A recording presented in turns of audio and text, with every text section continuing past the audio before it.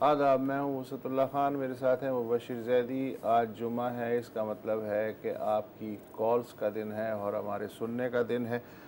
Numbers screen पे भी आप देख पाएंगे। 02132330923, इसके अलावा 28 और तीसरी लाइन है 30। लेकिन आगाज़ हम एक दुख भरी ख़बर से कर रहे हैं कि बहुत ही सीनियर ब्रॉडकास्टर, अदीबा और शायरा मोहतरमा सुरैया शहाब साहिबा का आज सुबह इस्लामाबाद में इंतकाल हो गया। दोपहर के बाद उनकी तदफीन हो गई। सुरैया शहाब को वो लोग आज के नौजवान नस्ल की निस्बत ज़्यादा जानते हैं कि जिनकी उम्रें 40 या 50 से ऊपर हैं। उन्हें याद हो कि 60 की दिहाई में रेडियो ज़ाहिदान से एक मैगज़ीन प्रोग्राम नशर होता था जिसे सुरैया शहाब पेश करती थी, और उस ज़माने में टीवी इतना आम नहीं था, तो रेडियो से ही समात का रिश्ता बनता था, तो उनकी आवाज़ का लोग इंतज़ार करते थे। उसके बाद फिर सुरैया शहाब ने रेडियो पाकिस्तान ज्वाइन किया, वहाँ से ख़बरें पढ़नी शुरू की, फिर पाकिस्तान टेलीविज़न में आ गईं, बहुत अरसे वहाँ रहीं। 80 की दहाई में BBC उर्दू सर्विस में चली गईं और फिर मिड 90s में वॉइस ऑफ जर्मनी डॉइचे वेले उन्होंने ज्वाइन कर लिया। सन 2000 में वो इस्लामाबाद आ गईं और उसके बाद वो खासी बीमार भी रहीं, लेकिन रिकवर कर गईं, मगर ऑफ एंड ऑन उनकी तबीयत ठीक नहीं रही। आम तौर पर हम एक्सपेक्ट नहीं करते कि जो ब्रॉडकास्टिंग की दुनिया से लोग हैं वो इतना काम करेंगे अपने शोबे के अलावा भी, लेकिन सुरैया शहाब साहिबा उन लोगों में से हैं जिन्होंने 2 नावल, एक अफसानवी मजमुआ और एक शेरी मजमुआ, ख़ुद से एक सवाल हमारे लिए छोड़ा है। मुझे ये एज़ाज़ हासिल है कि जब मैंने BBC ज्वाइन किया 91 में, तो उसमें सुरैया शहाबा BBC उर्दू सर्विस पे थी, तो उनके साथ जो वो अगले 3-4 साल हैं वो बहुत ही कमाल गुज़रे। इंतहाई धीमे लहजे में हमेशा मुस्कुराती रहती थी, और जो पुराना स्कूल था ना अल्फाज की अदाई और आवाज़ का उतार चढ़ाव, इन्फ्लेक्शंस वगैरह, मैं बग़ैर उन्हें बताए उनसे सीखने की कोशिश करता था। तो उस स्कूल से उनका ताल्लुक़ थी, तो I am really missing her. अल्लाह ताला उन्हें गरीक़ रहमत करे। अब कारोबार दुनिया की तरफ आते हैं। राहिल अशर साहब हैं कराची से। जी राहिल साहब। अस्सलाम वालेकुम। वालेकुम अस्सलाम। जी मुबशिर ज़ैदी साहब, वसूल साहब, क्या हाल है आप लोगों के? अल्लाह का शुक्र है भाई, हुकुम। अच्छा जी, मैं आज एक बात कर रहा हूँ, थोड़ी सी सख्त बात है, तो आपसे के साथ दोनों भाइयों से गुजारिश है कि थोड़ा बर्दाश्त कर लीजिएगा। जी बात यह है कि जी परसों 11 सितंबर थी और कायदे आज़म मोहम्मद अली जिन्ना की बरसी थी, ठीक है जी। मुझे अफसोस के साथ कहना पड़ता है कि 50 न्यूज़ चैनल हैं इस वक्त, किसी चैनल के पास इतनी टाइम नहीं था कि वो 1 मिनट का प्रोग्राम कायदे आज़म रहमतुल्लाह अलैह के बारे में कर लेते। मैंने सुबह से सारे चैनल फॉलो किए, देखे, शाम को वही चूरन सारे चैनल्स ने बेचा टॉक शो में जो मच्छी मंडी बनता है हमारे, उनके लिए कायदे आज़म मोहम्मद अली जिन्ना के लिए 1 मिनट में नहीं था। खबरों पे मैंने देखा, पहली खबर एक जमाने में होती थी जब छुट्टी होती थी तो सारा दिन कायदे आज़म के लिए प्रोग्राम चलते थे, ठीक है, दिखाए जाते थे। हमने अपने बचपन से जब से टीवी देखना शुरू किया उस वक्त से ये था, छुट्टी खत्म हो गई फिर भी लोग जाते थे। पर इस दफा 7वीं 8वीं न्यूज़ हर चैनल ने रखी थी, आज कायदे आज़म मोहम्मद अली जिन्ना की बरसी मनाई जा रही है। आरिफ अलवी साहब प्रेसिडेंट ऑफ पाकिस्तान है, उनके पास इतना टाइम नहीं था कि चले जी वो ऐसे कोई मसरूफ ऑक्यूपाइड तो नहीं है कि जी उनके पास टाइम नहीं है कि वो कायदे आज़म के मज़ार पे आके फातिहा पढ़ लें।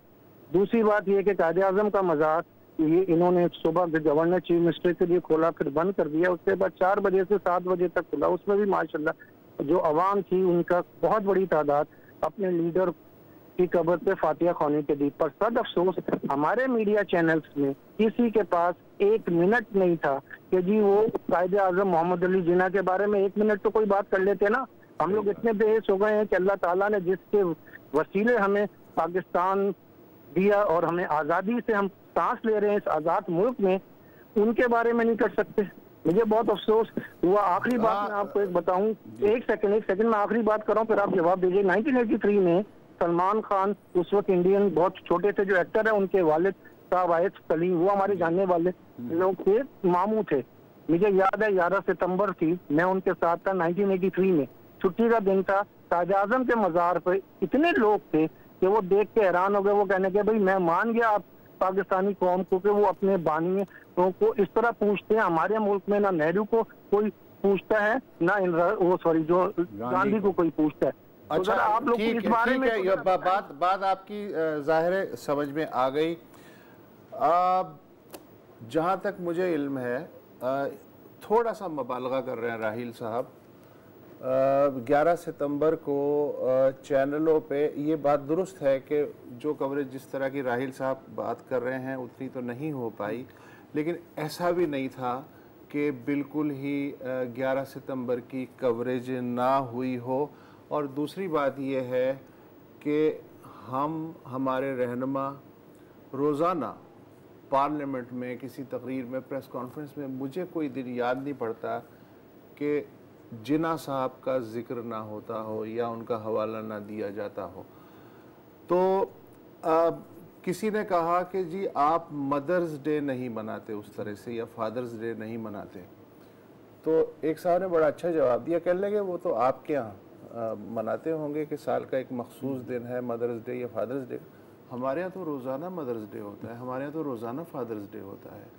तो मैं इसको इस तरीके से लेता हूँ।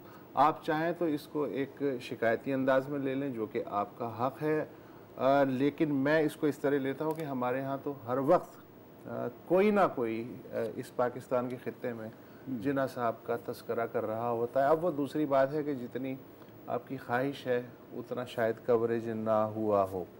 मेरा ये टेक है इस पे। ठीक है। मिसिज़ मुमताज़ कुरैशी हैं कराची से। जी अस्सलाम वालेकुम जी। ये भैया अस्सलाम वालेकुम, प्यारे प्यारे भाइयों जी। मेरी भी एक शिकायत है। देखिए जी, 6 सितंबर का प्रोग्राम सारा दिन शहीदों के ऊपर होता रहा। एक शहीदा, सिविलियन शहीदा, आपदा थी जो जंग की पहली शहीदा थी और वजीराबाद से अपने मेडिकल कॉलेज में आ रही थी। डुनकल स्टेशन के ऊपर बम्बार्डमेंट हुई और रॉकेट बरसाए गए और वो शहीद होगी। उसके बाद अयूब खान ने जंग का ऐलान किया और उसका नाम कहीं भी नहीं।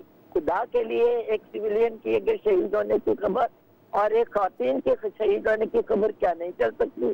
क्या हमारे फौजी भाइयों को ये तौफीक नहीं कि उनका नाम भी ले? और वो उस बाप की बेटी है जिसका वालिद कायदे आजम का पॉलिटिकल सेक्रेटरी था और वो आपके डॉन अखबार में 1939 से 1941 तक MRC के नाम से आर्टिकल लिखते रहे, क्योंकि वो गवर्नमेंट सर्विस में थे। और उनका एक भांजा आजकल हार्वर्ड यूनिवर्सिटी में professor of international finance and development में है और जिसका नाम आसिम ख्वाजा है और जिसको अभी पूरे जगह जगह पर उसके इंटरव्यू आए। कामरान खान ने, BBC ने उसका इंटरव्यू, और इमरान खान के लिए जो उनको बनाना चाहते थे वो उनकी खाला थी। खुदा के लिए आप उनका भी नाम लिया करें। चलें मिसेस कुरैशी, आपके तवस्सुस से कम उनका तस्करा तो हो गया ना।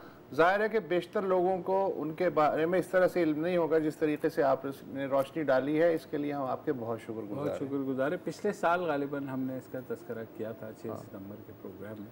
बहरहाल लेकिन यह है कि आपकी राय मुकद्दम। एक ब्रेक ले लेते हैं और ब्रेक के बाद वापस आते हैं।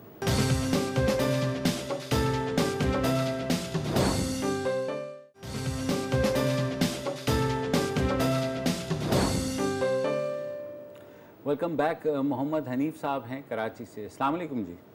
वालेकुम सलाम व रहमतुल्लाहि व बरकातुहू। जी हनीफ जी, पहले मैं आप लोग का शुक्रिया अदा करना चाहता हूं जो कल आप लोगों ने प्रोग्राम किया वेरी टाउन के सिलसिले में। आप हम इन्वेस्टरों की आवाज़ बने। तो सर मैं आपका तवज्जो एक दूसरे प्रोजेक्ट की तरफ मबजूल करना चाह रहा हूँ, फ़ज़ाई हाउसिंग स्कीम। जी जी फरमाइए सर। ये इस प्रोजेक्ट के बारे में आपके प्रिंट मीडिया ने थोड़ी बहुत कोशिशें की हैं जिसके बारे में लिखा हुआ है। सर मैं तकरीबन 27 साल से बाहर रहा हूँ। हम लोगों ने पाई जोड़ी है यहाँ पर लाके इन्वेस्ट किए हुए हैं। स्कीम्स लाइक फिजाइया एंड बेरिया। ओके। जब हम वतन वापस आते हैं फॉरेनर्स फॉर सेटलमेंट, तो यहाँ पर हमें कुछ नहीं मिलता।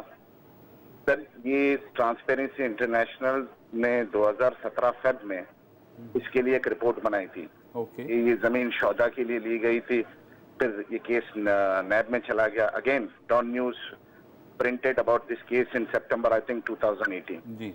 हम जा रहे हैं सर इनके ऑफिसेस, हमें sorry to use this language, हमें लॉलीपॉप्स दिए जा रहे हैं कि हाँ 2-3 साल मजीद वेट करें। सर ये काम तकरीबन 2 साल से रुका हुआ है, ना हमारे पैसे देते हैं ना इस प्रोजेक्ट को आगे लेके जाते हैं। We don't know, we are lost sir in between.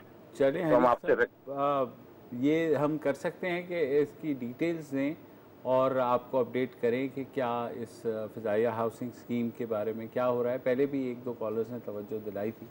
होता यह है कि जो बड़ी बड़ी स्कीमें होती हैं, एक तो जेन्युइन रीजंस भी होती हैं डिले होने की, दूसरा ये होता है कि चूँकि करोड़ों अरबों रुपए डिपॉजिटर्स का जमा हो ही जाता है तो उस पर एक इंटरेस्ट भी आ रहा होता है। तो एक ख़ास मकदार का अमाउंट जब तक उनके पास ना आ जाए उसके बाद से वो कार्रवाई शुरू नहीं करते। अच्छा, ये छोटे बिल्डर से लेके और बड़े जो टाइकून्स हैं उन तक एक जनरल प्रैक्टिस भी है। अभी अव्वल तो फाइलों पे ही इतना जमा हो जाता है शुरू में। हाँ, तो उस पर जो इंटरेस्ट वगैरह आता है वो ज़ाहिर है वो भी होता है। फिर ये कि अगर आप तंग आके कहें कि जी चलें यार जो भी है वापस कर दें, तो फलाना सरचार्ज, ये सरचार्ज, वो सरचार्ज करा के अगर आपने 100 रुपये उनको दिए थे तो उसमें से 40 रुपये 50 रुपये पकड़ा देते हैं। कैसा ये है, ये बना, और वो भी कई साल बाद जबकि उसकी वैल्यू आधी हो चुकी होती है पैसे। और हर ऐसे हाउसिंग प्रोजेक्ट पे आपने देखा होगा कि एक वो कोने में ज़रूर लिखा होता है ओवरसीज़ पाकिस्तानी भाइयों के लिए खुसूसी रियायत।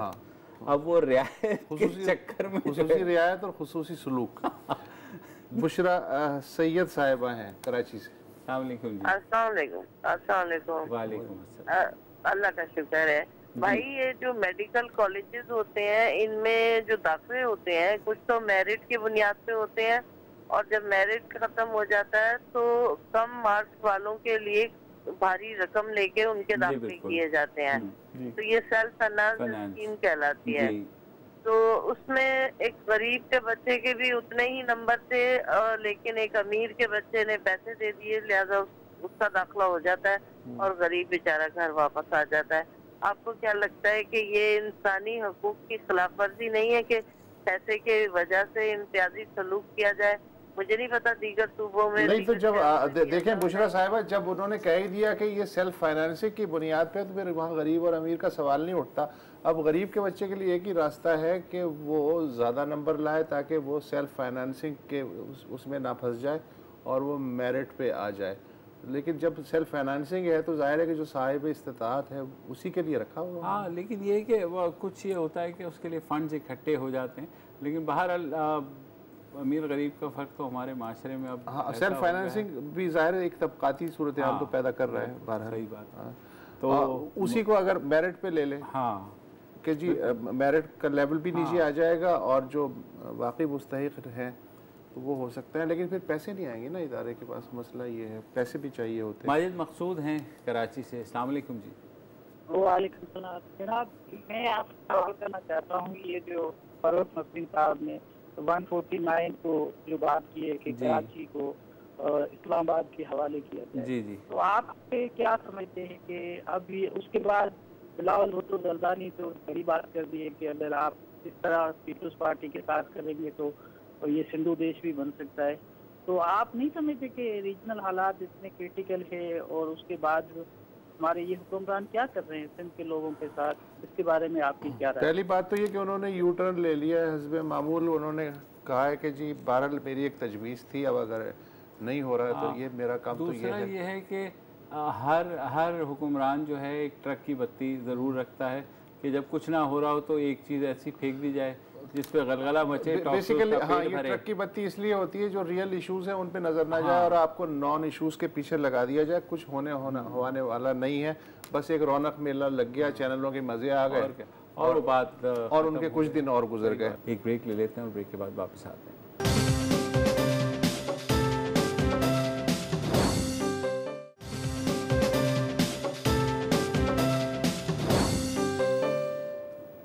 Welcome back.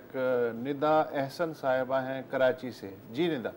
जी अस्सलाम वालेकुम। वालेकुम अस्सलाम। आपके प्रोग्राम में पहली दफ़ा शिरकत कर रही हूँ मोस्ट और आप लोगों के प्रोग्राम के तवस्सुत से विफाक को ये कहना चाहूँगी कि अभी आपके प्रोग्राम में एक साहब ने बहरिया हाउसिंग स्कीम का जिक्र किया, फजाइया का जिक्र किया, इसी तरह एक मलिर डेवलपमेंट अथॉरिटी वाले हैं, वो भी ऐसे ही हैं।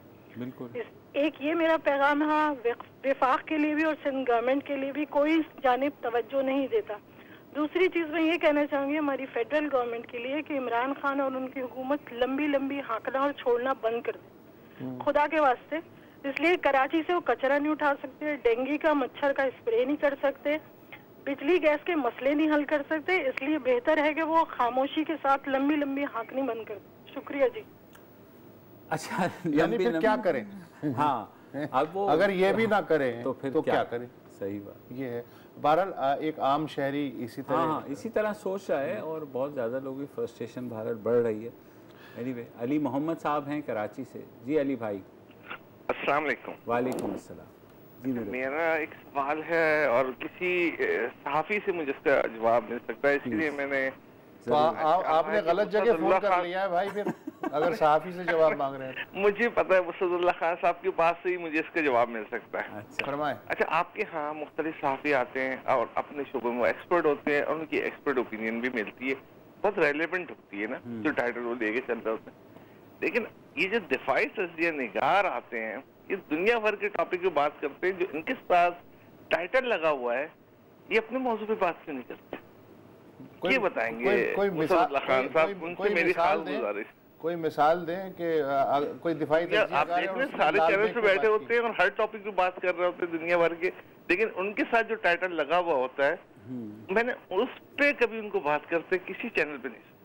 अच्छा, करते हैं लेकिन ये है कि नहीं, बात अब डिपेंड करता है कि एंकर जो है कि उनसे किस तरह का सवाल कर रहे हैं। और कमोबेश एंकर्स का भी यही हाल है कि एक दिन वो इकोनॉमिक एक्सपर्ट बन जाते हैं, एक दिन जो है लॉ एंड ऑर्डर पे सिक्योरिटी। यार इससे मुझे याद आया, किसी चैनल ने जब से ये क्राइसिस शुरू हुआ है, वजीर दिफा को बुलाया या उनका इंटरव्यू किया?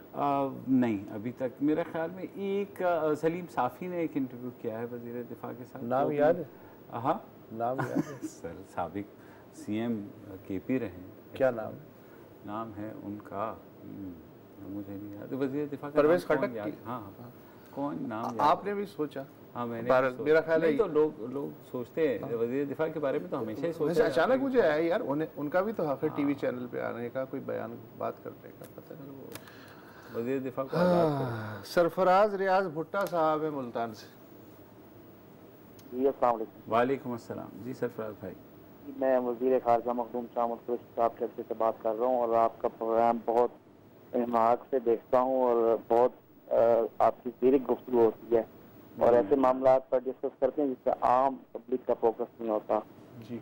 और सबसे यूनिक बात यह है कि आपके प्रोग्राम की कि आप पॉपुलर यानी रेटिंग के लिए आप प्रोग्राम नहीं करते, और उस पर मैं आपको खिराज तस्लीम पेश करता हूँ कि आप उठाते हैं।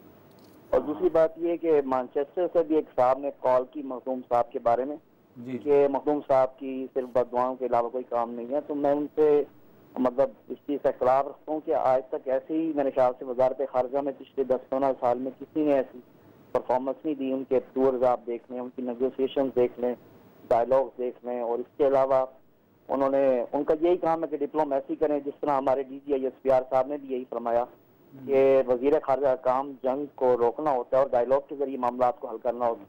तो आपका इस पर क्या पॉइंट ऑफ व्यू है और आने वाले दिनों में आप क्या देख रहे हैं कश्मीर का इशू कहाँ पर पहुँचने वाला? आपने फरमा तो दिया, जाहिर है कि जो वजीर खारजा का काम है वो आपने याद दिला दिया, जाहिर है कि यही काम है वजीर। हाँ, लेकिन देखिए वजीर खारजा भी इन आइसोलेशन तो काम नहीं करता। ओवरऑल आपने जैसे कहा 10-15 साल, तो उसमें इन्हीं वजीर खारजा के भी 2 साल थे पिछले जरदारी हुकूमत में जब इन्होंने इस्तीफ़ा दिया।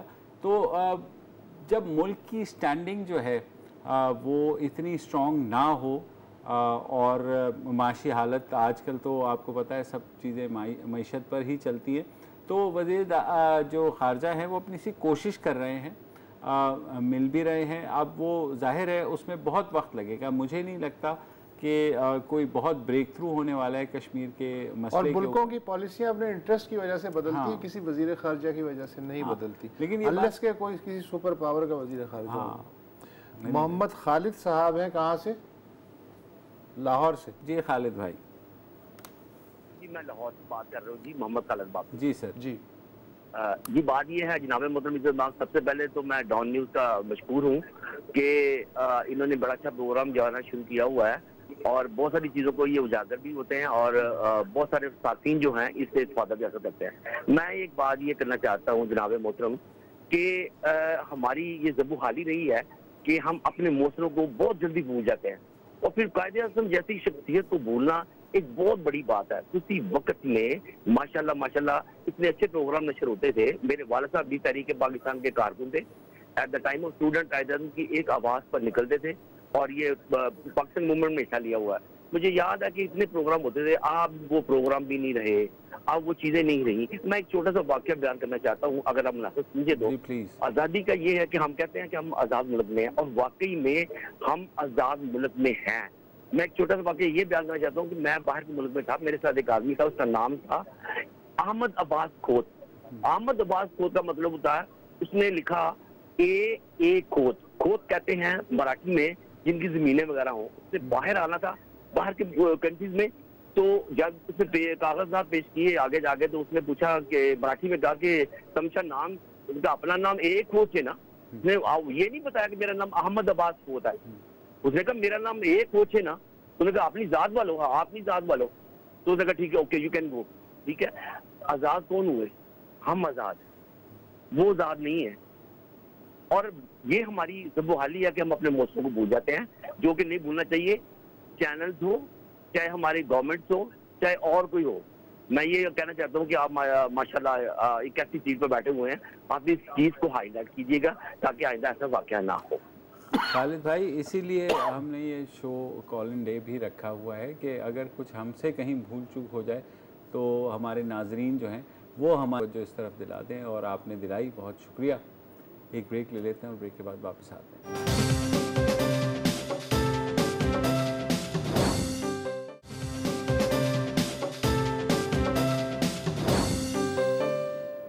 Welcome back. उमर समी हैं हमारे साथ कराची से। अस्सलाम वालेकुम समी साहब।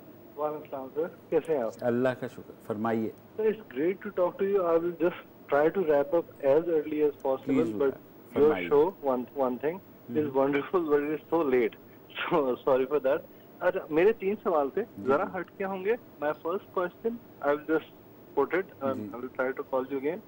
रेकोटिक की हम बात कर रहे थे और आपने बहुत तफसील से बात की थी उसके बारे में। मुझे एक बात मेरे जहन में अटकी हुई, मुझे समझ नहीं आती। हमारे पास कोई तालीमी कमी नहीं है, कुछ नहीं है, हर जगह पे आर्मी इन्वॉल्व होती है। रेकोटिक में क्यों नहीं? वहाँ तो छक्का लगना था, वहाँ क्यों नहीं हो सकी? सैलाब आता है, बीट बैंकिंग एनीथिंग, तो why that group didn't come in जब हमारा छक्का लगना था? नंबर 1। मैं क्विकली दूसरे सवाल पे जाऊंगा, सॉरी आई नो यू।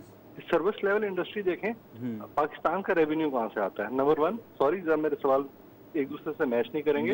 मेरा दूसरा सवाल ये कि service level is number 1 in Pakistan in terms of revenue. Number 2 is your industry. Number 3 is your agriculture, जहाँ पे सबसे बड़ा फन और सबसे बड़ा शौक इस कौम को खाने का है, और इससे ज्यादा बड़ी एग्रीकल्चर लेवल नहीं हो सकता, और हम ये गैप नहीं पूरा कर पा रहे। ठीक है, आई मीन अमेजिंग। और नंबर 3, हमने कल बहुत जबरदस्त शो किया था रिगार्डिंग उनके बारे में जो हिकमत के बारे में या बाकी। मुझे एक एतराज है, मैं बहुत पढ़ा लिखा इंसान हूँ। I belong to service industry which is number 1 to Pakistan, right? आप अगर ये नोट करेंगे स्टेरॉइड कितना आता है पाकिस्तान में, मुझे हिकमत पे एक एतराज है खाली। हिकमत ट्रांसफर नहीं हुई। हिकमत क्योंकि ट्रांसफर नहीं हुई?